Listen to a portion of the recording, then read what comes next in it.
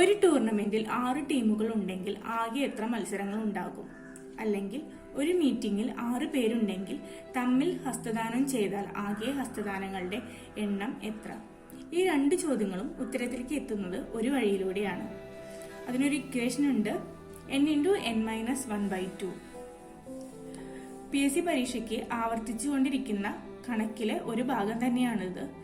വിട്ടുകളയാതെ നമുക്കിത് പഠിച്ചേക്കാം. ശരി, ഇതെങ്ങനെ സോൾവ് ചെയ്യുമെന്ന് നോക്കാം.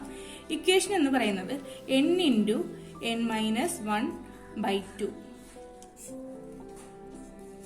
ഇവിടെ n എന്ന് പറയുന്നത് ടീമുകളുടെ എണ്ണോ അല്ലെങ്കിൽ മീറ്റിംഗിൽ പങ്കെടുത്ത ആളുകളുടെ എണ്ണോ ആണ്.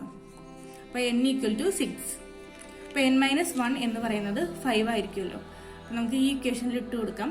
6×6-1 എന്ന് പറയുന്നത് 5/2. ഈ 2 6-ൽ 3 തവണ പോവും.